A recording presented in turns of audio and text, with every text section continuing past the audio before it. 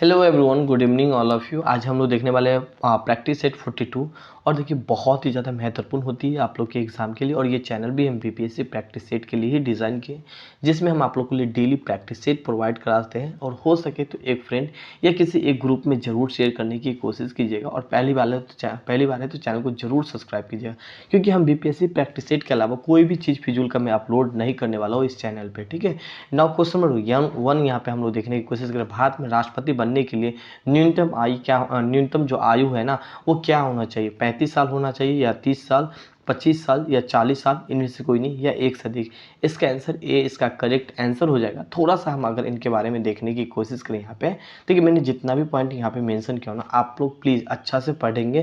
Question को कभी भी घुमा के पूछा जा सकता है, क्योंकि एग्जाम का आप लोग का बहुत ही कम टाइम है। तो मैंने जो एक्सप्लेनेशन वहाँ पे मैंने बहुत ही कुछ मेंशन कर रखा हूँ, जैसे कि राष्ट्रपति बनने के लिए जो न्यूनतम भारत का नागरिकता होना चाहिए, न्यूनतम 35 साल होना चाहिए, जो कि यहाँ पे मेंशन किया हूँ। अगर आप राष्ट्रपति के लिए उम्मीदवार बनते हैं तो आपके पास उम्मीदवारों के लिए कम से कम यहाँ पे बात करें 50 निर्वाचक, सांसद या विधायक होना चाहिए। और जमानत राशि कितना?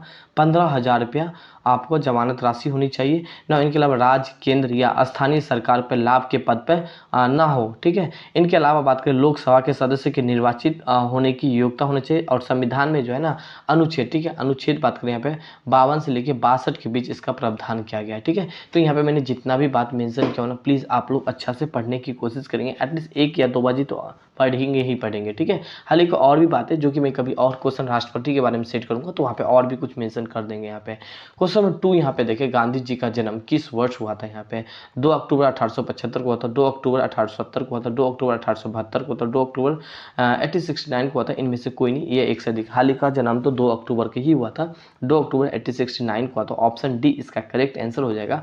और यहाँ पे आप देख सकते हैं मैंने गांधी जी के बारे में बहुत ही कुछ यहाँ पे मेंशन किया हो। ठीक है। और मैंने जान से मेंशन किया हूँ क्योंकि आप लोग के एग्जाम का टाइम कम है, तो सोचता हूँ कि एक क्वेश्चन के साथ एक्सप्लेनेशन में बहुत सारा पॉइंट यहाँ पे मेंशन कर दूँ, ताकि आप लोग क्या हो सके, रिवीजन करने में आप लोग के लिए आसानी हो। ठीक है। सो थोड़ा सा यहाँ पे हम देखें, और बहुत ही मेहनत से डिज़ाइन करते हैं यार, तो प्लीज़ एक ग्रुप या किसी एक फ्रेंड में ज़रूर शेयर करना यार। ठीक है। नाउ यहाँ पे हम बात करने वाले हैं गांधी जी का थोड़ा सा जीवन पर्ची हम देखने की कोशिश करें। पिता का नाम क्या है गांधी जी का? तो करमचंद गांधी। माता का नाम पुतलीबाई। एंड यहाँ पे बात करें जन्म कब हुआ था? 2 अक्टूबर 1869 को हुआ था। और कहाँ पे होता है? गुजरात में होता है। गुजरात में कहाँ पे? पोरबंदर में हुआ था। पत्नी का नाम क्या था? कस्तूरबा गांधी था। और पुत्र इसका 4 पुत्र था यहाँ पे। एंड चारों पुत्र के बारे में यहाँ पे हम लोग देखने की कोशिश करें। हरिलाल, देवदास, रामदास, मनीलाल, ये कुछ 4 पुत्र था। वकालत की पढ़ाई कहाँ किया था?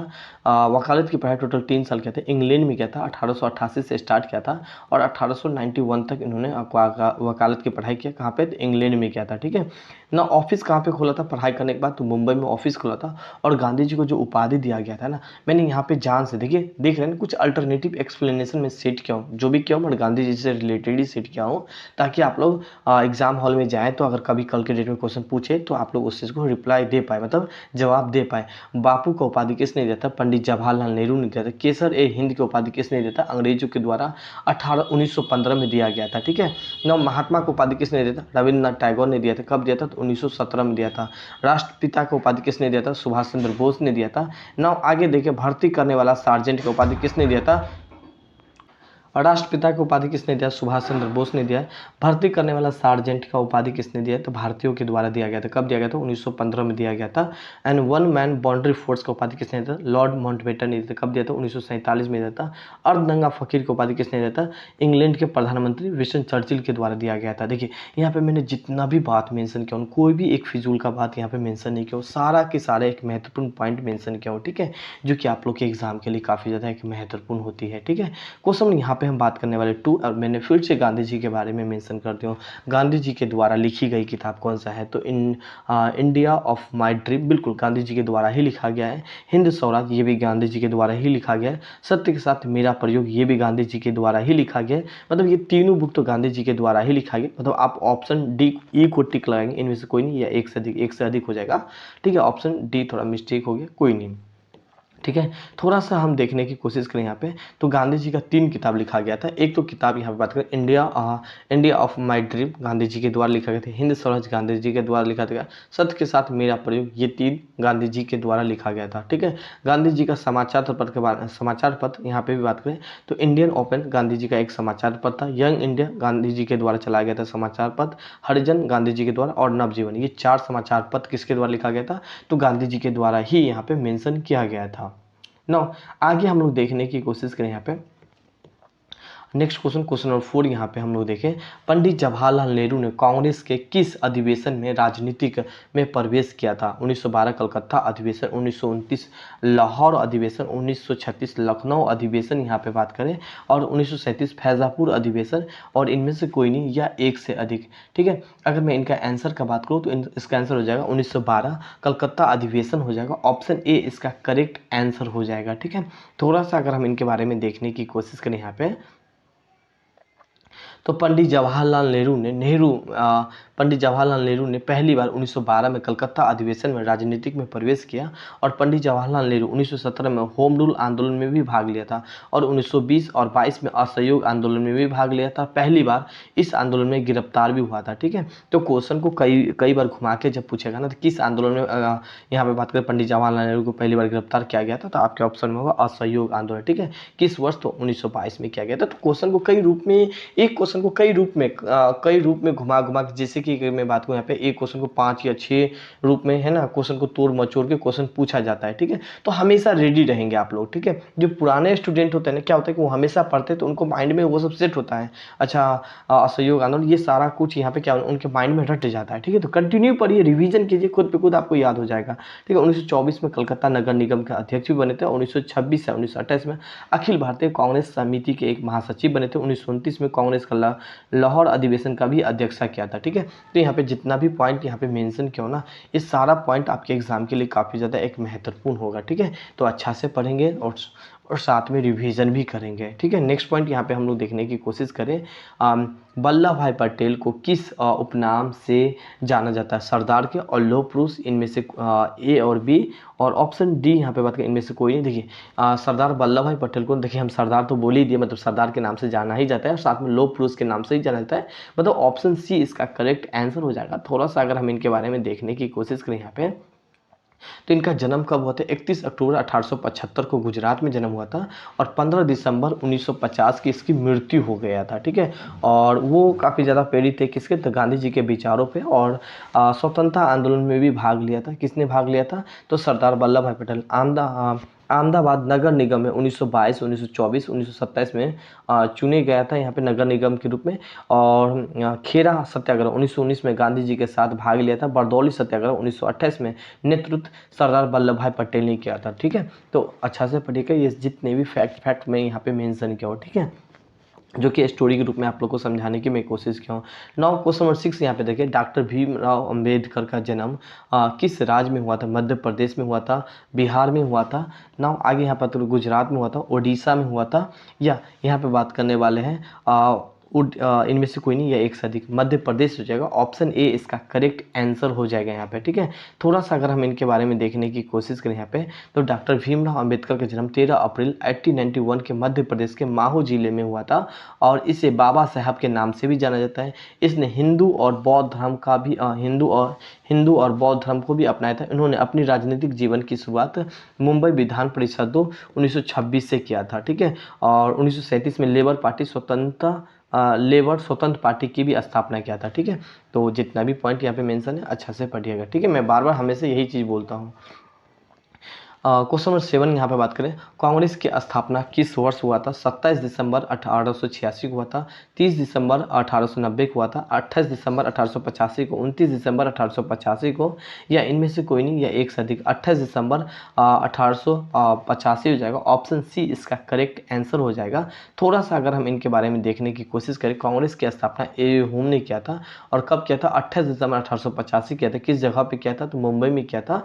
और कौन सी जगह पे पहली बार मीटिंग किया था, तो गोकुलदास तेजपाल संस्कृत कॉलेज में किया था। इस समय वायसराय कौन था, लॉर्ड डलहौजी था। और पहला अध्यक्ष कौन था यहाँ पे, तो डब्ल्यू.सी. बनर्जी था। ठीक है, नाउ आगे यहाँ पे हम लोग देखने की कोशिश करें क्वेश्चन नंबर 8 यहाँ पे देखिए, कांग्रेस का दूसरा अधिवेशन का अध्यक्ष था कौन कर रहा था? डब्ल्यू.सी. बनर्जी? नहीं यार, डब्ल्यू.सी. बनर्जी नहीं होगा यहाँ पे। ठीक है, जॉर्ज यूलो यहाँ पे बात करें नहीं होगा, इनमें से कोई नहीं, एक से अधिक नहीं होगा। ना अगर मैं इसका आंसर का बात करूँ, ऑप्शन बी इसका करेक्ट आंसर हो जाएगा, बदरुद्दीन तैयब जी नहीं होगा, दादा भाई नौरोजी थे यहाँ पे। थोड़ा सा अगर इनके बारे में देखने की कोशिश करें यहाँ पे, तो कांग्रेस का जो दूसरा अधिवेशन है 1886 में हुआ था। पहला अधिवेशन कब हुआ था? 1885 में हुआ था। ठीक है, जगह कलकत्ता यहाँ पे हुआ था और अध्यक्ष दादा भाई नौरोजी था। कलकत्ता में सबसे ज़्यादा अधिवेशन हुआ था, कितना बार? तो 10 बार हुआ था। और इस अधिवेशन में अगर मैं बात करने वाला हूँ, पहला अधिवेशन में तो 72 लोग ही था, बट दूसरा अधिवेशन में 434 लोग ने भाग लिया था। ठीक है, तो फैक्ट बात है यहाँ पे। नाउ आगे यहाँ पे हम लोग बात करने वाले क्वेश्चन नंबर नेक्स्ट यहाँ पे, स्वराज पार्टी की स्थापना किसने किया था? मोतीलाल नेहरू ने किया था, सी आर दास ने किया था, ए या बी, इनमें से कोई नहीं। ठीक है, जो मोतीलाल स्वराज पार्टी की स्थापना है ना, मोतीलाल नेहरू और सी आर दास, मतलब इसका ऑप्शन क्या हो जाएगा? सी इसका करेक्ट आंसर हो जाएगा। दोनों मिल के किया था, मोतीलाल और सी आर दास मिल के किया था। थोड़ा सा अगर हम इनके बारे में देखने की कोशिश करें यहाँ पे हम, तो कब किया था? 1923 में किया था। कहाँ पे किया था? इलाहाबाद में किया था। संस्थापक कौन था? मोतीलाल नेहरू था, जो कि पार्टी के महासचिव थे, और सी आर दास जो कि इसका अध्यक्ष थे, मतलब दोनों मिलकर ही किया था। और ये दोनों का परिवर्तनवादी भी कहा जाता है। ठीक है, और सी आर दास कांग्रेस का एक बार 1922 में यहाँ पे अध्यक्ष बने थे, लेकिन 1925 में इसकी मृत्यु हो गया था, और अचानक हो गया था इनका मृत्यु, और 1926 में धीरे धीरे यह पार्टी क्या हो गया था? समाप्त हो गया था। ठीक है, ना आगे यहाँ पे हम लोग देखने की कोशिश करें नेक्स्ट क्वेश्चन नंबर 10 यहाँ पे हम लोग देखिए, बिहार में किस महिलाओं को दिल्ली में राष्ट्रीय शक्ति शिरोमणि सम्मान 2022 से नवाजा गया था? ये करेंट अफेयर का क्वेश्चन है। मधु सक्सेना को, या यहाँ पे बात करें शिवांगी कारक को, नीतू कुमारी को, और डॉक्टर आरती शर्मा को, इनमें से कोई नहीं। नीतू कुमारी हो जाएगा, ऑप्शन सी इसका करेक्ट आंसर हो जाएगा। ना थोड़ा सा हम इनके बारे में देखने की कोशिश करें। नीतू कुमारी जो है ना, चंपारण के रहने वाली एक गायिका डॉक्टर नीतू कुमारी को अंतर्राष्ट्रीय महिला दिवस के अवसर पर दिल्ली में राष्ट्रीय शक्ति शिरोमणि सम्मान 2022 से सम्मानित किया गया है। ठीक है, नौ क्वेश्चन में यहाँ पे हम बात करने वाले स्तनधारियों में श्वासन होती है कहाँ पे? कोलम नहीं यार, कोलम के द्वारा, श्वास नली के द्वारा। बेसिक क्वेश्चन है। ठीक है, बिल्कुल श्वास नली के द्वारा हो जाएगा, त्वचा के द्वारा नहीं होगा, फेफड़ा के द्वारा नहीं होगा। ऑप्शन बी इसका करेक्ट आंसर हो जाएगा। सॉरी गाइस, क्वेश्चन हम देखते हैं स्तनधारियों में। ठीक है, सॉरी, स्तनधारी मैमल्स में पूछ रहा है क्या? अच्छा, मैमल्स में हो जाएगा फेफड़ा के द्वारा, जो ऑप्शन डी इसका करेक्ट आंसर हो जाएगा यहाँ पे। ठीक है, ना क्वेश्चन यहाँ पे हम बात करें, क्वेश्चन नेक्स्ट यहाँ पे बात करें, नेक्स्ट यहाँ पे हम लोग देखने की कोशिश करें 12, ऑक्सीजन में श्वासन अंतिम उत्पाद होती है कार्बन डाइऑक्साइड और जल के द्वारा, फॉर्मिक अम्ल के द्वारा, लैक्टिक अम्ल के द्वारा, पायरुविक अम्ल के द्वारा। इसका आंसर क्या हो जाएगा? पायरुविक अम्ल हो जाएगा। ऑप्शन डी इसका करेक्ट आंसर हो जाएगा। ठीक है, रेगिस्तान में पैदा होने वाला पौधा कहलाता है, ठीक है, हाइड्रोफाइटा, मेसोफाइटा, एंड यहाँ पे बात करने वाले हैं जीरोफाइटा, या यहाँ पे बात करने वाले इम्पीफाइटा। देखिए, जीरोफाइटा हो जाएगा, ऑप्शन सी इसका करेक्ट आंसर हो जाएगा, ई नहीं होगा यहाँ पे। ठीक है, थोड़ा सा हम अगर इनके बारे में देखने की कोशिश करें, रेगिस्तान में प्राकृतिक वसा करने वाले पौधा को जीरोफाइटा यानी सूक्ष्म भूमि पौधे भी कहते हैं। रेगिस्तान में वनस्पति का वर्गीकरण 3 मुख्यतः अनुकूलन प्रवृत्ति के आधार पर सूखा, सहनशील और सूखे से बचाव के आधार पर किया जाता है। ठीक है, क्वेश्चन नंबर 14 यहाँ पे हम बात करने वाले हैं, जब प्रकाश जब प्रकाश के माध्यम दूसरे माध्यम में जाता है तो निम्न में से कौन सा परिवर्तन होता है? तीव्रता, वेग का, या ध्वनि तरंग का, आवृत्ति का, या इनमें से कोई नहीं? तो आवृत्ति हो जाएगा। ऑप्शन यहाँ पे बात करें डी इसका करेक्ट आंसर हो जाएगा। ठीक है, थोड़ा सा इनके बारे में देखने की कोशिश करें। जब प्रकाश का तरंग वायु में और कांच के माध्यम से एक दूसरे माध्यम से जाती है तो प्रकाश की आवृत्ति वही रहती है, लेकिन उसका तरंग दैर्घ्य और वेग बदल जाती है। ठीक है, क्वेश्चन ऑफ 15 बात करें यहाँ पे, कौन सा तत्व सूर्य में सर्वाधिक पाया जाता है? हाइड्रोजन, ऑक्सीजन, आर्गन, या क्रिप्टॉन, या इनमें से कोई नहीं? इसका आंसर हो जाएगा हाइड्रोजन हो जाएगा। ऑप्शन ए इसका करेक्ट आंसर हो जाएगा यहाँ पे। ठीक है, थोड़ा सा अगर इनके बारे में देखने की कोशिश करें, सूर्य में हाइड्रोजन का गैस दहकता हुआ गोला भी कहते हैं, और इसमें हाइड्रोजन का प्रतिशत का हम बात करें 71% सर्वाधिक होता है यहाँ पे। ठीक है, क्वेश्चन में यहाँ पे बात करें 16, वायु के टायरों में भरने में निम्न में से कौन सा प्रयोग होता है? कौन सा गैस प्रयोग होता है? हाइड्रोजन या नाइट्रोजन? कई बार क्वेश्चन को हम करवा चुके हैं। हीलियम नहीं होगा, नियॉन भी नहीं होगा, हाइड्रोजन नहीं होगा, नाइट्रोजन हो जाएगा, इनमें से कोई नहीं, एक से अधिक नहीं होगा। ऑप्शन बी इसका करेक्ट आंसर हो जाएगा। ठीक है, थोड़ा सा अगर हम इनके बारे में देखने की कोशिश करें, वायुयान में टायरो में नाइट्रोजन की गैस भारी होती है क्योंकि नाइट्रोजन गैस ज़्यादा निष्कर्षीय होती है, जिसका अर्थ होता है किसी अन्य पदार्थों के साथ प्रतिक्रिया करने के लिए अधिक ऊर्जाओं की आवश्यकता होती है। ठीक है, क्वेश्चन यहाँ पे हम बात करने वाले हैं।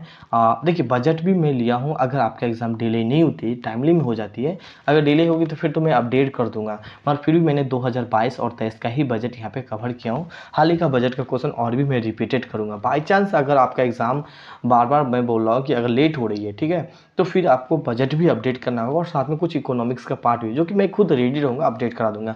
भारत में केंद्रीय बजट 2022-23 का थीम क्या है? थीम क्या है यहाँ पे बात करें, सबके साथ सबका विकास नहीं, भारत का आधुनिकीकरण नहीं, इनमें से कोई नहीं, सब मिलकर आगे बढ़ने, चुस्त एंड दृष्टिकोण हो जाएगा। ऑप्शन यहाँ पे बी करेक्ट आंसर हो जाएगा यहाँ पे। क्वेश्चन नंबर नेक्स्ट यहाँ पे देखें 19 एंड भारत, ठीक है, हर घर जल नल 2022 तक कितनी करोड़ घरों में घरों को कवर किया जाएगा? ठीक है, 3.8 करोड़ को, 2.5 करोड़ घरों को, 3.5 करोड़ घरों को, या 3 करोड़ घरों को। इसका आंसर क्या हो जाएगा? ऑप्शन सी करेक्ट आंसर हो जाएगा। 3.5 करोड़ घरों को यहाँ पे क्या किया जाएगा? कवर किया जाएगा। ठीक है, थोड़ा सा अगर इनके बारे में देखने की कोशिश करें, 2024 तक सरकार ने देश के ग्रामीण इलाकों में हर घर में पानी के कनेक्शन देगी और इंफ्रास्ट्रक्चर को तैयार किया जाएगा। वर्तमान में हर घर नल जल के अंतर्गत 8.7 करोड़ घरों को कवर किया गया है यहाँ पे। ठीक है, तो काफ़ी महत्वपूर्ण है, हाईलाइट कीजिएगा। ठीक है, ये मेंस में भी ये टॉपिक आपको काम आएगा। क्वेश्चन नंबर 20 देखें, वित्तीय वर्ष 2021-22 में भारत की विकास दर कितना प्रतिशत थी? यहाँ पे मैं पिछला साल का क्वेश्चन पूछ लिया जान से। ठीक है, हाल ही का आपको 2022-23 का याद रखना है। मैंने क्वेश्चन को जब डिफ़िकल्ट के रूप में, क्योंकि बहुत सारे कम बच्चे इनको पढ़ के जाएंगे। ठीक है, 8.6% को, 9.2% को, या 90% को, 80% को। ऑप्शन बी इसका करेक्ट आंसर हो जाएगा यहाँ पे। ठीक है, नाउ थोड़ा सा अगर हम इनके बारे में देखने की कोशिश करें, वित्तीय वर्ष 2021-22 के अनुसार भारत का विकास दर 9.2% रही है, जबकि 2022-23 में आर्थिक वृद्धि दर 8 से यहाँ पे बात करने वाले 8.5% के बीच रहने की एक उम्मीद है। किसी देश के प्रति व्यक्ति आय घरेलू उत्पाद की वृद्धि को आर्थिक वृद्धि कहलाता है यहाँ पे। ठीक है, तो महत्वपूर्ण है। अगर आप लोग टेस्ट सीरीज ज्वाइन करना चाहते हैं, 1/600 कितना 600 है, जो कि आपके एग्जाम तक हम आपके साथ रहेंगे। ठीक है, तो इस नंबर से कॉन्टैक्ट कर सकते हैं। अगर वीडियो थ्योरी डेली टेस्ट चाहते हैं तो 1049 रुपये रहेगा। ठीक है, जिसमें हम 150 टॉपिक कवर कराएंगे और साथ में रिवीजन और 20 क्वेश्चन ही डेली टेस्ट होगा। Thank you, have a nice day.